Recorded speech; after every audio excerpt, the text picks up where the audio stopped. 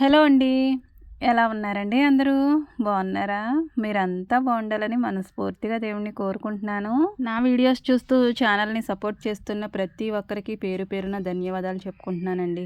మీరిచ్చే మంచి సపోర్టు నేను వీడియో మానేద్దామని అనుకుంటున్నా కానండి, మానేలాగా అయితే నన్ను ఉంచట్లేదు. ఏదో విధంగా వీడియో పెట్టాలన్న ఆశ అయితే నాకు కలుగుతుంది. మీరంతా మంచిగా నాకు సపోర్ట్ ఇస్తున్నప్పుడు నేను వీడియో పెట్టలేకుండా ఉండడం ఎందుకా అనిపిస్తుందండి నాకైతే. ఎందుకంటే వీడియో పెట్టాలనే ఉంటదండి. డైలీ పెట్టలేకపోయినా గానీ, కనీసం డే బై డే అయినా పెట్టాలని నాకెంతో ఆశ ఉంటుంది. కానీ పిల్లల్ని ఉదయం పంపించి సాయంత్రం 4, 4:30కి వచ్చేవారు చూడండి. అప్పుడే నాకు ఈజీగా అనిపించేదండి. కానీ మరి ఇప్పుడేమో హాఫ్ డేస్ స్టార్ట్ అయిపోయినాయి కదా! వాళ్ళ ఇంటి దగ్గరే ఉన్నట్టు అనిపిస్తుందండి. పిల్లలు ఇంటి దగ్గర ఉంటే ఏ విధంగా ఉంటుందండి? అంత మాట వాళ్ళ ఆలనా పాలనా తప్పించి ఇంకా రెండో పని ఉంటుందంటారా? నేను వీడియో తీసుకొని దాన్ని ఏదో విధంగా అప్లోడ్ చేద్దామనుకుంటున్నాను కానీ, ఈ పిల్లల్ని చూసుకోవడం మధ్యాహ్నం నుంచి వచ్చేస్తున్నారు గదండీ! ఇక ప్రతి ఒక్క తల్లికి కూడా ఇదే గదండీ పని. వాళ్ళకి మనం చేసి పెట్టడం తప్పించి ఇంకా ముఖ్యమైన పని ఏముంటుందండి? మరి ఈ యూట్యూబ్‌ని కూడా ఏదో విధంగా హ్యాండిల్ జేసుకోవాలి గదా! ఇదివరకైతే నాకు కుదిరితే పెట్టేదాన్ని, లేదంటే మానేసేదాన్నండి. కానీ ఇప్పుడైతే మానేయడానికి మనసు ఒప్పుకోవట్లేదు. ఎందుకంటే నా కోసం ఎదురు చూసేవాళ్ళు కూడా ఉన్నారని నాకైతే వీడియో అస్సలు మానాలనిపించట్లేదండి. మీ సపోర్ట్ ఇలాగే నేనెప్పుడూ ఉండాలని మనస్ఫూర్తిగా కోరుకుంటున్నాను. వీడియోలోకెళ్ళిపోతే ఇడ్లీ వేసే ముందే నేను టీ అయితే గ్లాస్‌లో పోసుకున్నానండి. కానీ అంత వేడి వేడి టీ ఒక్కసారిగా తాగాలంటే చాలా టైం పడుతుంది. నా టీ సంగతి పక్కన పెట్టి ముందు పిల్లలకైతే ఇడ్లీ వేసేసి దాన్ని స్టవ్ వెలిగించి స్టవ్ మీద పెట్టి ఆ తర్వాత తీరిగ్గా తాగుతున్నానండి. గోరువెచ్చగా ఉంటది. ఏం బావుంటదండి. కానీ తాగేసాను. ఇక ఆ తర్వాత చట్నీ అయితే చేసుకుంటున్నానండి. ఒక పక్కనేమో ఇడ్లీ ఉడుకుతూ ఉంది. ఇక ఎలాగో హాఫ్ డేసే కదండీ! అన్నం సంగతయితే తీరుబడిగా చూసుకుందాంలే అనేసి నీళ్ళ కుండ మాత్రమే వేశాను పొయ్యి ఎలిగించి. ఇంకా నీళ్లు కూడా పట్టేసుకున్నానండి. ఇంకా బయట వాకిలి అవి తుడిచేశాను. అన్నీ తుడిచిన తర్వాత ఈ గ్యాస్ దగ్గరికొస్తాను. ఎంత ఎర్లీగా పిల్లల్ని పంపించాలన్నా గానండి, ముందు మాత్రం శుభ్రంగా తుడిచేస్తాను. ఆ తర్వాత నీళ్లు పట్టకపోతే నీళ్లు ఆగిపోతాయి. ఆ 2 పనులు కంపల్సరీ చేయవలసిందే. ఇంకా మా బాబు టైమింగ్ అయితే ప్రతిరోజు కూడా 7:30కి వెళ్ళిపోతాడండి. ఇంకా పాపలిద్దరూ కూడా అదే టైంకి వెళ్ళిపోతున్నారు. ఇక ముగ్గురిని ఒకేసారి రెడీ చేసి పంపించాలంటే, ఇంకా పిల్లలిద్దరికీ ఎలాగో టిఫినే పెడుతున్నాను కదండీ పాపలిద్దరికీ. వాళ్ళ కోసం ఇడ్లీ వేశాను. ఇక బాబైతే తిని వెళ్తాడు. క్యారియర్ అయితే ముగ్గురికి కూర వండేసేదాన్ని కాబట్టి పెట్టేసేదాన్ని. ఇప్పుడైతే మరి వాళ్ళిద్దరికి అవసరం లేదు కదండీ! ఇక తీరిగ్గా బాబు కూడా ఉన్న ఊర్లోనే స్కూలు. తనకైతే బాక్స్ వాళ్ళ డాడీతో పంపించేయచ్చులే అనేసి బాబుకి టిఫిన్ పెట్టి పంపించేశాను. ఇక వీళ్ళకి కూడా జడ వేసేసానండి. రెడీ అయిపోయారు అంతా కూడా. ఇంకా 2 ఇడ్లీ అయితే పెట్టాను. 3 ఇడ్లీ ఏమో బాక్స్‌లో సర్దానులెండి. ఇంక అదే వాళ్ళకి ఎక్కువైపోతుందని ఒకటే గోల గోల. ఇంకా పువ్వులైతే కట్టానండి. మా దొడ్లో ఉన్నాయి. పెట్టుకోమని ఎంత బతిమాలుతానోనండి. చిన్న పాప పెట్టుకుంటుంది కానీ పెద్ద పాప అస్సలు పెట్టుకోదు. ఇక బస్సు అయితే హార్న్ వేసేసింది. ఎనక కూడా మళ్ళిపోయింది. వీళ్ళైతే పరుగు పరుగున వెళ్తున్నారు. హారిక అయితే ఆల్రెడీ ముందే వెళ్ళిపోయిందండి. తనకి చాలా దూరంలోనేమో హ్యాపీ ఉంది. ఇక అయినా గానీ క్యాచ్ చేయాలి గదండీ బస్సుని. అప్పుడప్పుడు ఇలా ఉరికిస్తూ కూడా ఉండాలిలెండి. ఇక వాళ్ళని బస్సు ఎక్కించేసిన తర్వాత నేను అంత దగ్గరికంటే వెళ్ళనులెండి. దూరం నుంచే చూస్తాను. మా ఇంటి దగ్గర నుంచే చూస్తాను. కనిపిస్తారు వాళ్ళు. ఇక వాళ్ళకి బాయ్ చెప్పేసి ఇక నేను మరి ఉన్న పనులు చూసుకోవాలి గదండీ! వెళ్ళగానే దుప్పట్లవి సర్దేశానండి. కానీ లోపల నుంచి మొత్తం ఊడ్చుకొచ్చేసి, గిన్నెలు తోమేసి, బట్టలు నానబెట్టి, ఆ తర్వాత వంట దగ్గరకొచ్చేదాన్ని. కానీ మరి మనకి ఇంట్లో ఉన్న పద్ధతికి తగినట్టుగా మనం ఆ రోజు పనులైతే చేసుకోవాలి గదండీ! ఏది అవసరమో ఆ పని ముందు చేసేసుకోవాలి. బాబుకి బాక్స్ పెట్టాలి గదండీ! అందుకని ఇక అందరితో పాటు కూర అందరికీ వండేస్తున్నాను. బాబుకి బాక్స్‌లోకి కూడా అదే వేసేయొచ్చనేసి, పప్పు గోంగూర చేద్దామనేసి ఇవన్నీ కట్ చేసుకోవడానికి ఇక్కడ పెట్టుకున్నానండి. పప్పు ఆల్రెడీ పోసేసాను కుక్కర్‌లోను. దాన్ని కడిగేసుకొని, ఈ గోంగూర కూడా మొత్తం ఆకుల్లా వేసేస్తే అది ఉడకకుండా అలానే పీలికల్లా చూస్తుందనేసి నేను కట్ చేస్తానండి. ముందైతే ఆ గోంగూరని నీట్‌గా కడిగేసుకున్నానండి. 1కి 3 సార్లు కడుగుతాను. అలా కడిగి దాన్ని చిల్లులు గిన్నెలో పెట్టుకొని నీళ్ళన్నీ ఓడిపోయే వరకు అలా ఉంచాను. గోంగూర మాత్రం కడిగిన తర్వాతే కట్ చేస్తానండి ఎప్పుడు కూడా. కానీ ఈ తోటకూర, పాలకూర ఉన్నాయి చూసారు, వాటిని మాత్రం కట్ చేసిన తర్వాతే కడుగుతాను. అలా కడగడం రాంగ్ అండి. ఎందుకంటే వాటిలో ఉన్న విటమిన్స్ అన్నీ కటింగ్ చేసినప్పుడు కడిగేస్తాం కదా! వాటితోనే పోతాయి. కానీ ఏం చేస్తామండి, పని ఎలా సులువుగా అవుతుందో అలానే చూసుకుంటాం కదా! ఇక నేను కూడా అలానే కట్ చేసిన తర్వాతే కడిగేసేదాన్ని తోటకూర, పాలకూర. ఇక నుంచి ఆ విధంగా కడగాలనుకోవట్లేదండి. ఎందుకంటే మీరు చెప్పారు కదా! ఒక అక్కయ్య గారు చెప్పారు, ఎలా కడగకూడదు, అందులో విటమిన్స్ ఏముంటాయి అనేసి. విటమిన్స్ గురించి పక్కన పెట్టేసి నేనేమో నా పని అవ్వడమే చూసుకున్నాను. నుంచైనా మా వాళ్ళకి విటమిన్స్ అయితే పూర్తిగా పెట్టాలని అయితే అలా కాకుండా నీట్‌గా కడిగిన తర్వాతే కట్ చేస్తానండి. ఏది అలవాటైతే ఆ విధంగానే చేసుకుంటూ వెళ్ళిపోతాం కదండీ! బాబుకు పొద్దున్నే బాక్స్ ఎట్టేసానన్న ఇదిలో ఉంటాను. ఒక్కొక్కసారి కూర సంగతి మర్చిపోయాననుకోండి, బాక్స్ పెట్టడానికి ఎలా అవుతుందండి. అందుకని ముందే కూర చూసేసుకొని బాక్స్ సర్దేసుకొని ఆ తర్వాత చేసుకుందాంలే పని అనేసి ఇలా కుక్కర్ అయితే పెట్టేసుకుంటున్నాను. కుక్కర్ పెట్టిన తర్వాత కొన్ని పనులైతే చేసుకుంటానండి. అక్కడక్కడే తిరుక్కుంటూ ఏవి తుడుచుకోవడమో, ఇంకా ఏదో ఒకటి సర్దుకోవడం అలాంటివి చేస్తాను. ఇంకా అక్కడ సైడ్‌న బాక్సులున్నాయి చూసారు, ప్లాస్టిక్ డబ్బాలు అలాంటివి. డబ్బాలన్నీ పెట్టుకోవడానికి ఒక స్టాండ్ కొనుక్కోవచ్చు కదా అని చాలామంది సిస్టర్స్ అయితే కామెంట్ చేశారండి. నాకు తీసుకోవాలనే ఉంది. కానీ మా వారు చేసేది వెల్డింగ్ వర్కు. నేనేమో అది కొనాలా అని అయితే నేను ఇంతవరకు అలా నెట్టుకొచ్చేసాను. కానీ అది కంపల్సరీ తీసుకోవాల్సిన అవసరం వస్తే తీసుకుంటానండి. ఎందుకంటే ప్రెజెంట్ ఇక ఇల్లు ఎలాగో తీసేస్తాం కదా అనేసి అలా నేను అశ్రద్ధ అయిపోయింది. కానీ వేరే ఇంటికెళ్ళిన తర్వాత అక్కడ చిన్న ఇల్లు కదా, ఒకవేళ అవసరం వస్తే అప్పుడు తీసుకుంటానండి. మగమడికి మతిగాని పోయిందంటారా ఏంటని మీరు అనుకుంటున్నారా? ఎందుకంటే ముందేమో గోంగూర కోసింది, మరలా ఏంటి బెండకాయలు తిరుగుతుంది అనుకుంటున్నారా? మరి ఏం చేద్దామండి, గోంగూర పప్పు అయితే మరి కాస్తంత మందులు అవి వేసుకునేవాళ్ళు పేషెంట్లు తినకూడదు కదండి గోంగూరతోటి. మరి ఏం చేస్తామండి, వాళ్ళ కోసం ఈ ఫ్రై అయితే చేస్తున్నాను మామయ్య గారి కోసం. గోంగూర తినాలని ఆశ ఉంటుంది మాకు, మామయ్య గారి కోసం ఆపేస్తున్నాను. మరి ఒకళ్ళ కోసం అందరూ మానేయడం ఎందుకులే అనేసి ఈ బెండకాయలు కూడా ఉన్నాయి, వాటిని ఫ్రై చేసేసి మామయ్య గారికి పెట్టేసి మేము పప్పు గోంగూరతోటి తింటాము. ఇంకా పప్పు గోంగూర అంటే గోంగూరలో చాలా రకాలు ఉంటాయి కదండి. మా దొడ్లో ఉండేది గోంగూర, అది చాలా టేస్ట్ అండి. ఇది కొన్న గోంగూర మంచి గోంగూర అంటారు కదండి, తెల్లగా ఉంటుంది. తెల్ల గోంగూర నాకు అదంతా నచ్చదు, పులుపు తక్కువ ఉంటుంది. ఎర్ర గోంగూరే నాకు ఇష్టం.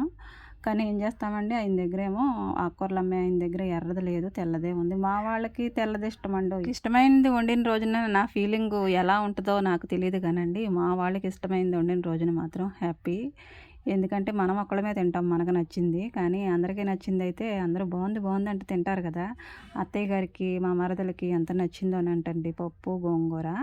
ఇక 2 కూడా ఒకేసారి అలా చూసుకుంటూ అక్కడ ఒక పక్కనేమో బెండకాయ అయితే ఫ్రై చేస్తున్నాను. ఇంకో పక్కేమో కుక్కర్‌లో నుంచి గోంగూర పప్పు తిరగబెట్టేసి దాన్ని కొంచెం ఉప్పు, కారం ఇవన్నీ తగినన్ని వేసుకుంటారు కదా. కొంచెం చింతపండు కూడా వేస్తాను. ఎంత గోంగూర అయినా కాస్తంత చింతపండు కూడా వేసుకోవాలి కదండీ. బెండకాయలైనా, దొండకాయలైనా ఏయైనా ఫ్రై చేసేటప్పుడు మాటికి వేయించుకుంటూ ఉండాలి. లేదంటే అడుగు పట్టేసి బాగోదు కదండీ, ఒక సైడ్ మాడిపోయినట్టు అయిపోతుంది. ఇక అక్కడే నిలబడి అవి చాలాసేపు వేయించాలి కాబట్టి ఈలోపైతే గిన్నెలు పొద్దున్నే అత్తయ్య తోమేశారు. అవన్నీ కూడా ఆరిపోయాయి. వాటిని స్టాండ్‌లో సర్దేసుకుంటే మరలా నేను తోముకునే గిన్నెలు వేసుకోవడానికి స్టాండ్ ఖాళీ అవుతుంది కదండీ. ఒక పక్క నుంచి అవి వేయించుకుంటూ, ఒక పక్క నుంచి ఏమో గిన్నెలు సర్దేసుకుంటున్నాను. అక్కడున్న పనులు 2 పనులు ఒకేసారి అయిపోయేటట్టయితే ప్లాన్ చేసుకుంటానండి. ఏదైనా అంతే, ఒకేసారి 2 పనులు చేయడం కష్టమే. కానీ కొన్ని పనులు ఈజీగానే ఉంటాయండి మనం చేసుకునే విధానాన్ని బట్టి. ఈ పని నాకు తప్పదు, నేనే చేయాలి, వేరే చేసే మార్గం ఏమీ లేదు అనుకుంటే ఎంత పనున్నా గానండి చేయక తప్పదు, చేసుకుంటూనే వెళ్ళాలి. పొద్దస్తమాను చేసుకుంటానండి. మధ్యాహ్నం ఏదో కాసేపు అలా రెస్ట్ తీసుకున్న, ఆ రెస్ట్‌లోనైనా నేను వీడియో ఎడిటింగ్ చేసుకోవడమో ఏదో ఒకటి నేను దేవుడిని స్మరించుకుంటూ కాసేపు అలా టైం అయితే స్పెండ్ చేసుకుంటూ ఉంటాను. అసలు ఎంత టైం ఉన్నా గానీ నాకైతే సరిపోదండి. ఇంకాస్త ఎక్కువ టైం ఉంటే బాగుండు అనిపిస్తుంది. అప్పుడే 3 అయిపోయిందా, అప్పుడే 4 అయిపోయిందా, అప్పుడే 7 అయిపోయిందా అనిపిస్తుందండి. ఎందుకంటే ఒక గంట లేట్ అయితే బాగుండు అనిపిస్తుంది. ఒక్క 5 నిమిషాలు సేవ్ అయినా గానీ నాకు చాలా టైం మిగిలిపోయిందేమో అనిపిస్తుంది. గబా పనులన్నీ చేసుకొని 7 గంటలకల్లా మరలా చర్చికి వెళ్తున్నాను. ఎందుకంటే ఇవి కాస్త లింట్ డేస్ కదండీ. ప్రతిరోజు ఉంటది. ఒక 40 రోజులు ఉంటాయి. 20 రోజుల పైనే పూర్తిగా వస్తుంది. ఇక మిగతా రోజులు కూడా కంటిన్యూ చేయాలి. ఇలా ఉదయం లేచిన దగ్గర నుంచి నైట్ పడుకునే వరకు ఆ పురుగులాగా మెదులుతూనే ఉంటాను, తిరుగుతూనే ఉంటానండి. ఏ పని నేను చేసుకుందే అవ్వదనమాట. ఎందుకంటే అన్ని పనులు మనవే, అన్ని బాధ్యతలు మనవే అన్నప్పుడు మరి బాధ్యతలు ఎంత ఇదిగా తీసుకుంటామో పనులు కూడా అంత ఇదిగానే ఉండాలి కదండీ. పెత్తనాలు చేయడం అయితే నాకు నచ్చదు కానండి, పనులు చేసుకోవడం నాకు చాలా ఇష్టం. ఎందుకంటే మొదటి నుంచి కూడా మనం ఎలా అయితే ప్రిపేర్ అయిపోయి పనుల్లోకి వచ్చేసామో అదే కంటిన్యూ అయిపోతుంది తప్ప మధ్యలో మారిపోవాలన్న ఉద్దేశం ఏమీ ఉండదు. హెల్త్ బాగోకపోతే ఒకవేళ తప్పదు కానండి, అంతా బాగా ఉంటే ఏ పని చేయకపోయినా కానీ అవ్వదు కదండి. ఏది మనం వేలు పెట్టకపోయినా అది అక్కడే ఉంటుంది. నాకు ఒక్కరోజు ఒంట్లోకి బాగోకపోయినా కానీ కానీ నాకు చాలా బెంగగా ఉంటుందండి. ముందు రోజునే నాకు రేపు ఒకవేళ బాగోదేమో అనిపిస్తది. అంటే ఏ ఫీవర్ అయినా వచ్చే ముందు సూచనలు మనకు తెలిసిపోతాయి కదా! అప్పుడైతే నాకు చాలా భయమనిపిస్తుంది. ఎందుకంటే పిల్లలకి పరిస్థితి వాళ్ళని స్కూలుకి పంపించుకోవాలా, ఇంట్లో పెద్దవాళ్ళని చూసుకోవాలి. ఇక ఇంట్లో ఒక పనిచేసే ఆడవాళ్ళు లేకపోతే ఇల్లు ఎలా ఉంటుందో ప్రతి ఒక్కరికి తెలిసిన విషయమే. నాకు కూడా కాస్తంత అలసటొస్తుంది, నీరసం వస్తుంది. పనులు చేసుకొని 4 రోజులు బావుంటాను. ఐదో రోజునైతే చాలా నీరసం అనిపిస్తుంది. ఎందుకంటే పనులు ప్రతిరోజు ఒకే విధంగా ఉన్నప్పుడు ఆరోగ్యం కూడా అదే విధంగా ఉండదు కదండీ! చాలా నాకు కూడా నీరసంగా అనిపిస్తది. ఆ రోజునైతే ఏ పని చేయబుద్ధి కాదు. కానీ చెయ్యాలి ఏదో విధంగా. హెల్తీగా, ఆరోగ్యంగా తిరిగేసేటప్పుడు ఏ విధంగా చేసుకుంటానో అంత నీరసంలో కూడా అదే విధంగా చేసుకుంటానండి. కాకపోతే కాస్తంత డల్‌గా ఉండి చేసుకుంటాను పని. కానీ పని మాత్రం మాననండి. ఎందుకంటే మనం చేయకపోతే అక్కడ అవ్వదు కదా! మన పిల్లల కోసం ఎవరు చేసి పెడతారు? అత్తయ్య గారు ఉన్నారనుకోండి, వంటకైతే పూర్తిగా స్వస్తి చెప్పేశారు. వంట అసలు ఏమీ రాదు, మర్చిపోయారు మొత్తం. నేను పెడితే తినటం, లేకపోతే పిల్లలతో పాటు ఆవిడ కూడా అన్నట్టుంటారు. ఇక చంటి పిల్లలయిపోయారండి ఇక అత్తయ్య, మావయ్య. ఇక మా వాళ్ళు చంటోళ్ళే. ఇక అందరికీ చేసి పెట్టుకునే బాధ్యత ఎవరిదంటే నాదే కదండీ మరి. ఎంత ఒంట్లో బాగున్నా, బాగోకపోయినా అలా గరిటె తిప్పవలసిందే, నా కాళ్ళు ఆడవలసిందే అటు ఇటు. ఎందుకంటే నేను ఏదో పని చేసుకుని, పిల్లలకి ఏదో ఒకటి వండి పెట్టేసుకుని, వాళ్ళని బాక్సులు సర్దేసిన తర్వాత దుప్పటి ముసుగెట్టేసుకోవచ్చండి. కానీ నా పరిస్థితి అయితే అది కాదు కదా! ఇంటి మొత్తాన్ని నేనే హ్యాండిల్ చేసుకోవాలి. అందరిని నేనే చూసుకోవాలి. ఎందుకంటే మన బాధ్యత ఆ విధంగా ఉంది. మొదటి నుంచి నేను ఎలా ఉన్నానో ఇప్పుడు కూడా అదే విధంగా ఉండాలనుకుంటున్నానండి. ఇక బాధ్యతలు ఎక్కువైపోయాయని ఒక విధంగాను, బాధ్యతలు లేనప్పుడు మరో విధంగాను ఉండే మనస్తత్వం అయితే నాది కాదు. నా పిల్లలు, నా భర్త అనైతే అనుకోనండి. ఇంట్లో ఉన్న వాళ్ళందరూ నాకు సంబంధమే. అందరికీ చేసి పెట్టుకోవాలి తప్పదు. పిల్లల్ని పంపించేయాలి స్కూల్‌కి. వాళ్ళకి కావాల్సినవన్నీ చూసుకోవాలి. వచ్చిన తర్వాత ఇక పెద్దవాళ్ళకి ఏం కావాలో వాళ్ళకే చూసుకోవాలి. ఇలా మొత్తం అన్నీ ఇంటిని రోజు చక్కబెట్టుకోవాలంటే ఎంత ఓపిక ఉండాలో అది నాకు మాత్రమే తెలుసు. దేవుడితో చెప్పుకుంటానండి నాకు బాధ ఏదైనా ఉంటే. మనుషులతో మాత్రం అస్సలు చెప్పుకోను. ఎందుకంటే మనుషులు విన్నట్టే వింటారు గానండి, తర్వాత మనల్ని ఎగతాళి చేస్తారు. అలా ఎగతాళి చేయించుకోవడం ఒకళ్ళతోటి నాకు నచ్చదు. ఓపిక ఉన్నా లేకపోయినా నా పని నేను చేసుకుంటూ ముందుకెళ్ళిపోతానండి. నా వెనకాల ఉన్న సంవత్సరాలన్నీ అలానే అయిపోయాయి. ముందున్న సంవత్సరాలను కూడా ఏదో విధంగా నెట్టుకెళ్ళిపోవాలన్నదే నా ఆశ. నా జీవిత కోరిక. మనం ఇప్పటి వరకు ఎలా ఉన్నామో మిగతా రోజుల్లో కూడా అదే విధంగా ఉండాలి. క్యారెక్టర్ అనేది మధ్యలో మార్చుకునేది కాదు కదండీ! నా వ్యక్తిత్వం ఇక ఇలా పోతుంది. ఇక ఇలా జీవితం ఇలా సాగిపోవలసిందే. ఆడపిల్లలంటేనే అమ్మ కుట్లు కదండీ! అత్తారింటి దగ్గర ఎంత కష్టపడుతున్నామో, ఎన్ని పనులు చేస్తున్నామో అన్నీ పోసగుచ్చినట్టు చెప్పుకుంటారు అమ్మతోటి. కానీ నా పనైతే నాకు కష్టమని నేను ఎప్పుడు కూడా అనుకోలేదండి. ఇంక అమ్మతో చెప్పే అవసరం కూడా నాకు రాలేదు. నేను ఎంత పని చేసుకుంటున్నానో ఏంటనేది అమ్మకు కూడా తెలీదు బహుశా. ఇప్పుడంటే పని కాస్తంత తక్కువే ఉందండి. ఇదివరకైతే పాడుండేది. పెరుగు అమ్మేవాళ్ళం, పాలు అమ్మేవాళ్ళం. ఇక చాలా పని అనిపించేది. 2 డబ్బాలైతే తోముకోవడం, సాయంత్రము, పొద్దున్న పాలు హ్యాండిల్ చేసుకోవడం, కేంద్రానికి పోసుకోవడం. ఇక అప్పటితో పోల్చితే ఇప్పుడైతే పని చాలా వరకు తగ్గినట్టే. కానీ మరి ఇంట్లో నలుగురున్నప్పుడు నలుగురికి సంబంధించి పనులు చేసుకోవాలి కదండీ!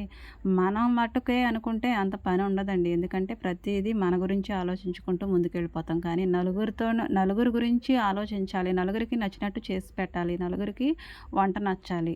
ఏ ఒక్కరు బాగోలేదన్నా మనసైతే చాలా బాధ. అయితే మా పిల్లలు ఏదైనా బాగోలేదంటేనే కాస్తంత మనసు బాధపడుతుందండి. అలాంటిది ఇంట్లో పెద్దవాళ్ళకి కూడా నచ్చే విధంగా చేసుకోవాలి గదా! అందరిని సాటిస్ఫై చేయాలన్నదే నా కోరికండి. అందరిని సాటిస్ఫై చేయాలంటే మనం ఎంత అలిసిపోతామో ఒక్కసారి అర్థం చేసుకోవాలి. ఎందుకంటే మన పిల్లలనే కదండీ అక్కడ మన అనడం కూడా నాకు అక్కడ ఇష్టం లేదండి. ఎందుకంటే అంతా నా వాళ్ళే, నా ఫ్యామిలీ కాబట్టి అందరినీ కూడా సమానంగా చూసుకోవాలి. అందరినీ కూడా ఒకే విధంగా ప్రేమించాలి.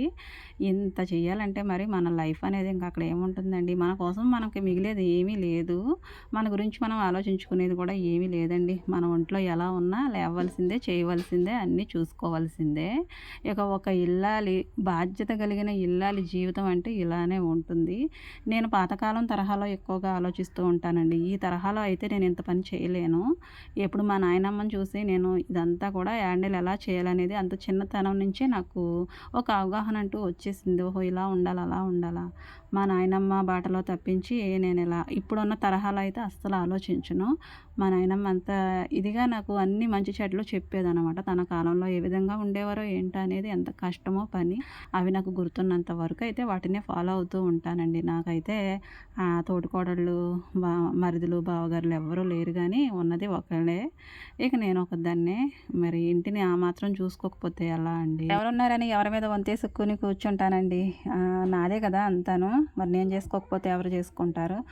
ఈ రోజుల్లో ఒక అబ్బాయి ఉన్నా కానీ వేరుగా ఉండేవాళ్ళు చాలామంది ఉన్నారండి. కానీ నేను మొదటి నుంచి కూడా వేరుగా ఉండాలని కానీ వీళ్ళతో విడిపోవాలని కానీ అనుకోలేదు. ఇక మొదటి నుంచి మరి నలుగురు ఉన్నప్పుడు పని కష్టమే కదండి. అప్పుడే నేను ఇది కష్టం అనుకోలేదు. ఇక ఇప్పుడు అంతా అలవాటైపోయింది. పని చేయి తిరిగేసింది. ఇప్పుడు కష్టమైనా కానీ ఇష్టమే అనమాట. చాలామంది పెళ్ళైన కొత్తలో పనులు నేర్చుకోవడానికైనా అలవాటు చేసుకోవడానికైనా చాలా చాలా కష్టపడతారు. నాకు కూడా గిన్నెలన్నీ తోమేసరికి కళ్ళు తిరిగిపోయాయండి గిర్ర గిర్రమని.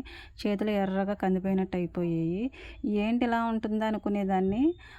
మళ్ళీ రోజు అదే పరిస్థితి. అలా అలా అలా అలా అలవాటైపోయింది ఈ చేతులకి పని. ఇక మొత్తం హ్యాండిల్ అంతా మన చేతిలోకి వచ్చేసిందనమాట. ఏ పని ఎలా చేసుకోవాలో. మొదట్లో అయితే ఏడుపు వస్తుందండి ప్రతి ఆడపిల్లకి కూడా. ఇంత పని నేనే చెయ్యాలా అన్న బాధ వస్తుంది, కోపం వస్తుంది. అత్తోరి మీద చాలా కసి అయితే వస్తుందండి. కానీ నాకు అలా రాలేదు. కానీ ఏంటి పని ఎలా చేసుకోవాలి ఏంటి అని ఆలోచించాను. నాగమణి కబుర్లు చెప్తుంది అలాగే అని మీరు అనుకోవచ్చు. కబుర్లు ఏమీ కాదండి. నా మనసులో ఉన్నది ఉన్నట్టు యూట్యూబ్లో ప్రతి వీడియోలో కూడా షేర్ చేసుకుంటూనే ఉన్నాను. నేను ఏదైనా కబుర్లు చెప్పినా మా వాళ్ళకి తెలుస్తుంది కదండి వీడియో, వాళ్ళు కూడా చూస్తూ ఉంటారు. అప్పుడైతే పిల్లలు చిన్నపిల్లలు చంటి బిడ్డలు ఉన్నప్పుడైతే ఇంకా పని ఎక్కువ కదండి. ఎడపిల్లలోకి ఇద్దరు, చిన్నపిల్ల ఒక పిల్ల, ఇంటి దగ్గర ఉన్న పనులు చేసుకోవడం. నేను కనీసం ప్రెగ్నెంట్గా ఉన్నప్పుడు కూడా బాబుకైతే పని ఎక్కువగా చేయలేదు కానండి. ఎక్కువగా అంటే అసలు చేయలేదు, బెడ్ రెస్ట్. కానీ పాపలిద్దరికి మాత్రం పని చేసుకునేదాన్ని. ఆఖరి పిల్లకైతే మొత్తం పని అంతా చేసేసుకునేదాన్ని అండి. చాలా తేలిగ్గా తిరిగేసేదాన్ని. చాలా తేలిగ్గానే పుట్టేశారండి ముగ్గురు కూడా. సిజేరియన్స్ అలాంటివి ఏమీ లేవు. ఇంకా నడుము నొప్పి అనేది సిజేరియన్ జరిగితే చాలామందికి నడుము నొప్పి వస్తుందంటండి. కొంతమందికి అలాంటిది ఏమీ లేకపోయినా నడుములో బలహీనత కారణంగానో ఏమో తెలియదు కానండి చాలామందికి చిన్న వయసు నుంచి నడుము నొప్పి వస్తుంది. ఎందుకు ఇలా చెప్తున్నానంటే ఒక సిస్టర్ ఏమో మీకు నడుము నొప్పి రాదా సిస్టర్ అని అడిగారు. నాకు బాధ అనిపించిందండి. పాపం ఆ సిస్టర్కి నడుము నొప్పి. కానీ మరి అందరికీ అలానే ఉండదు కదండి. కొంతమందికి నడుము నొప్పి, కొంతమందికేమో కాళ్ళు లాగేస్తూ ఉంటాయి. నా పరిస్థితి అయితే కాళ్ళు లాగుతాయి. ఎంత పని చేసినా నడుము నొప్పి రాదు కానండి, కాళ్ళు మాత్రం తెగ పీకుతూ ఉంటాయి. ఇక సాయంత్రం అయ్యేసరికి నేను పొద్దస్తమాను తిరిగిందని తిరిగినట్టే ఉంటాను, చేసిందని చేసినట్టే ఉంటానండి. కానీ జీవితం ఇలానే వెళ్ళిపోతే బాగుండు అనిపిస్తుందండి. ఒక్కరోజు కుంటి పడినా కానీ, అంటే హెల్త్ బాగోలేకపోయినా కానీ నా పని ఏమవుతుందో అని కాస్తంత బెంగ వచ్చింది. ఆ సిస్టర్ కామెంట్ పెట్టిన తర్వాత నడుము నొప్పి వస్తే ఒకవేళ పరిస్థితి ఏంటి అన్న ఆలోచన నాకు కూడా వచ్చింది. లేని వాటి కోసం ఎందుకు ముందే ఆలోచించి బాధపడ్డామని మరలా నాకు నేనే సర్ది చెప్పుకున్నాను. ఇంకా కొంతమంది ఏమో అలసట రాదా అక్క మీకు, అసలు పని అంతా చేసుకున్నా కానీ చాలా సింపుల్గా తిరిగేస్తూ ఉంటారు, రోజంతా చేస్తూనే ఉంటారు, అలసట రాదా అలసట రాదా అని ఒక 10 కామెంట్లు అయినా పెట్టుంటారండి ఒక్కళ్ళే. అందుకని నేను ఇలా చెప్తున్నాను అనమాట. అలసట వస్తుందండి. అలసట ఎందుకు రాదు? మనుషులు అన్నాక అందరికీ అలసట ఉంటుంది. కానీ అది నాది, నేను చేస్తేనే అవుతుంది ఆ పని, లేదంటే అలానే ఉంటుంది నేను చేస్తేనే అవుతుంది అనుకుంటే తప్పదండి. మనం ఎలా ఉన్నా లేచి చేసుకోవాల్సిందే. ఇక నా పరిస్థితి కూడా అంతేనండి. నేను చేసుకుంటే మా వాళ్ళకి ఫుడ్, లేదంటే లేదు. మనసులో మాత్రం పని పని పని చేసుకోవాలి, పిల్లల్ని చక్కబెట్టుకోవాలి, ఇంటిని చక్కబెట్టుకోవాలి, అన్ని పనులు నావే అనే ఒక్క ఆలోచనతో అయితే ఉంటానండి. ఎప్పుడు తెల్లారుతుందో ఎప్పుడు చీకటి పడుతుందో కూడా తెలీదు. ఇలా నేను చేసుకుంటూనే ఉంటాను. రోజులు అలా గడిచిపోతూనే ఉన్నాయి. మన పిల్లలకి మనమే వండి పెట్టుకోవాలి, తప్పదనుకుంటే ఖచ్చితంగా మనం ఎలాగున్నా కానీ చేసుకుంటాం కదండి. ఇక అలాగే నేను ఇంట్లో పనులు నాకు తప్పదు అనుకుంటున్నాను కాబట్టి ఇక ఎలా ఉన్నా కానీ హ్యాండిల్ చేసుకుంటూ ఉంటాను. ఎవరి మీద మనం నిందలు వేసి నిష్ఠూరాలు వేసి నేను చేయలేను అలా ఇలా అనేసి అలిగేసి కూర్చొని ఉండలేం కదండి. దానికన్నా మన పని మనం చేసుకోవడమే బెటరు. ఇక అలా చేసామనుకోండి, అలిగించి కూర్చొని వాళ్ళ మీద వీళ్ళ మీద వంతులు వేసుకుని ఆడపడుచుల మీద, తోడుకోడల మీద, అత్తగారుల మీద ఇక చల్లా చెదరైపోతుంది కానండి సంసారం అనేది అస్సలు కొలిక్కి రాదు, శుభ్రంగా ఉండదు. నేను అలా ఉండే కన్నా సంసారాన్ని నేనే నా చేతులతోటి చక్కబెట్టుకుంటే ఎంత బాగుంటుందో అని ఆలోచించానండి. మొదటి నుంచి కూడా ఇదే ఆలోచన. ఒకళ్ళ మీద మనం అరిచి ఈ పెట్టి మనం ఏదో చేయించాలని అయితే అనుకోకూడదండి. ఉన్న పని మన ముందు ఉన్నది వాళ్ళు వీళ్ళు వస్తారని కాకుండా మనమే చేసుకుంటూ ముందుకు వెళ్ళిపోయామనుకోండి, మనమే పెద్ద పనోడం అవుతాము, పనిమంతులం అవుతాము. ఇంకా పని అంటే మనకు భయం ఉండదండి. ఏ పనైనా ఈజీగా చేసేయగలము. పనులు చేసే వాళ్ళందరూ కూడా ఎక్కడన్నా నేర్చుకొని వచ్చారా ఏంటండి? అన్నీ కూడా రాని వాళ్ళే అత్తారింటికి వచ్చిన తర్వాత భయం చొప్పున, బాధ చొప్పున, బెంగ చొప్పున ఏదో విధంగా చేసుకుంటూ తమ సంసారాలను అలా నెట్టుకొచ్చేస్తూ ఉన్నారు. వాళ్ళే ఈ రోజున అమ్మలాగాను, అత్తగారులాగాను, ఇంకా వాళ్ళకి అత్తగారులాగాను, ఇంకా నాయనమ్మల్లాగాను, అమ్మమ్మల్లాగాను ఉండలేదండి. మన ఇంట్లో వాళ్ళనే చూస్తున్నాం కదా! మన అమ్మే మనకు ఉదాహరణ. అమ్మ ఎలా చేస్తుందో చాలండి. ఆ విధంగా మనం చేసుకుంటూ వెళ్ళిపోతే మన సంసారం చక్కగా ఉంటుంది.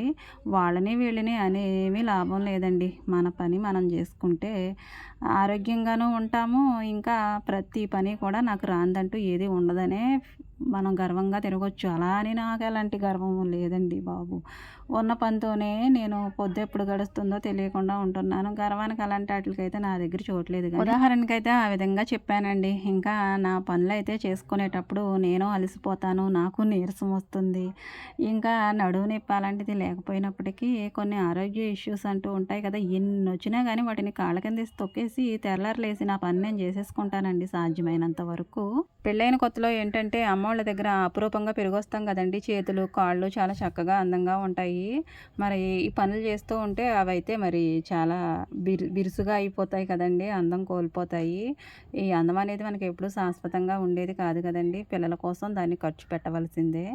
ఇక అందం పోతుందనో, ఇంకా శరీరాన్ని కష్టపెట్టాలనో అనైతే నేను ఎప్పుడూ కూడా ఆలోచించలేదు. ప్రతి పని చేసేసుకున్నానండి. నాకు వచ్చినా రాకపోయినా దాన్ని చేసుకోవడానికే చూశాను. శరీరాన్ని ఎక్కువగా కష్టపెట్టడానికే చూశానండి. శరీరం ఎంత కష్టపడితే మనకంత హెల్తీగా ఉంటుందని పెద్దవాళ్ళు చెప్తారు కదండీ! నాకు అది ఎంత మాత్రం నిజమో నాకు తెలీదు గానండి. సాయంత్రం అయ్యేసరికి ఒళ్ళంతా పులిసిపోయినట్టు అయిపోతుంది. ఇది ప్రతిరోజు జరుగుతుందండి ఇంట్లో పని చేసుకునే ఆడవాళ్ళకి. పని అనేది ఒక్క రోజుతోటి అయిపోయేదంటారా? ప్రతిరోజు చేసుకోవాలి. మనం జీవితాంతం చేసుకోవాల్సిందే. మన పిల్లల్ని ఏ విధంగా పెద్దోళ్ళని చేస్తున్నామో అలాగే వాళ్ళకి పెళ్ళిళ్ళు చేసిన తర్వాత వాళ్ళ పిల్లల్ని కూడా పెద్దోళ్ళని చేయాలి. వీళ్ళతోనే అయిపోతుందా అంటే అవ్వదు కదండీ! ఇలా శరీరం ప్రతిరోజు కష్టపడవలసిందే. ఎప్పటి వరకు అంటే మన జీవితం ఉన్నంత వరకు కూడా అంతే కదండీ! మనకు ఓపిక ఉన్నంత వరకు చేసుకుంటాము. ఇక తర్వాత దేవుడు మనల్ని ఎలా నిలబెడతాడో అలా తప్పదనమాట. కానీ నేను మాత్రం ఓపిక ఉన్నంత వరకు, ఓపిక లేకపోయినా గానీ పనులన్నీ నాకు తప్పవు గదా అన్నట్టయితే చేసుకుంటూ వెళ్ళిపోతానండి. వీడియో నచ్చితే లైక్ చేయండి. Thank you.